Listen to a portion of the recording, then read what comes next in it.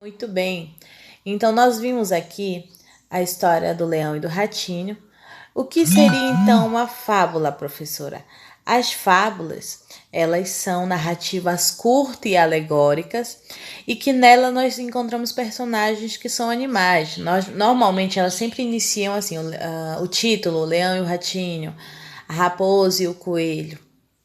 E toda essa narrativa, ela sempre vai ter uma moral no final, ou seja, uma lição. Na história do leão e do ratinho, o leão, ele não acreditou quando o ratinho disse que ele podia ajudar ele em algum momento da vida. Ele debochou, ele zombou. Se quem você, e ele não ele não deixou de devorá-lo simplesmente porque o respeitou, não. Ele deixou de devorá-lo porque o subestimou, porque disse assim: você caiu na gargalhada e não acreditou no que o ratinho falou, e por isso o soltou. Mas olha que interessante, olha como o ratinho conseguiu salvar o leão no final da história. Já pensou se não tivesse o ratinho para roer a malha onde estava presa o leão? Então é isso que a história tem como moral, que os fracos também podem ajudar os fortes. Não existe essa distinção. Todos podem ajudar de alguma maneira, sendo grande, alto, baixo, forte, fraco, entendeu? Então essa fábula se tratou disso, e as fábulas em si, elas sempre vão ter uma moral no final de cada história, tá bom? Uma lição pra gente, sempre vai ter uma lição. Muito bem. Quem são os personagens da história, então? O leão e o ratinho.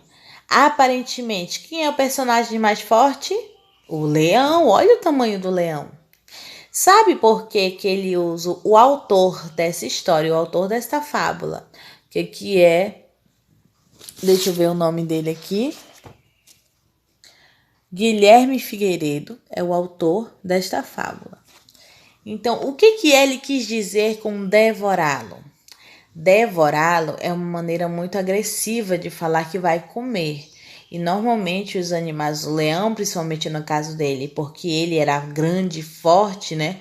A palavra devorar se encaixava, porque ele estava sendo retratado na história como um animal forte e selvagem, certo?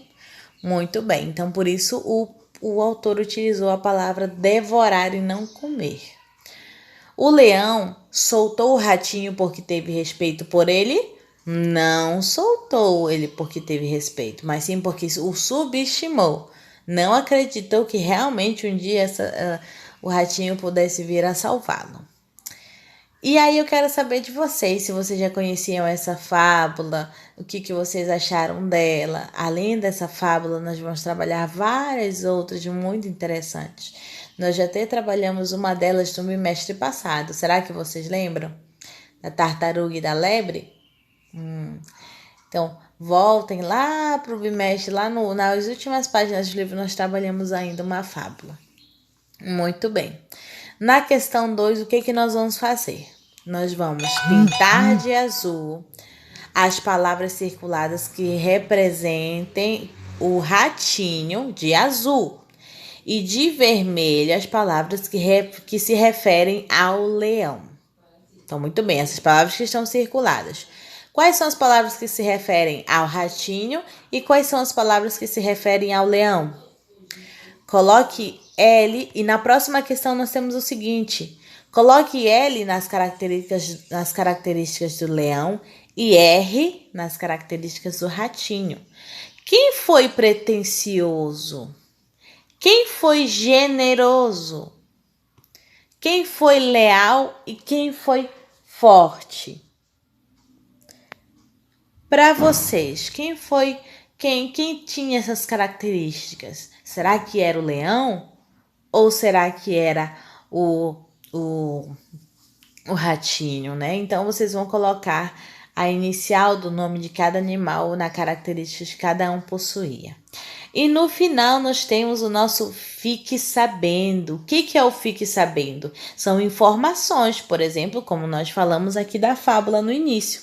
Lembra que nós falamos que a fábula é uma história em que As personagens geralmente são animais que pensam, sentem e agem como pessoas.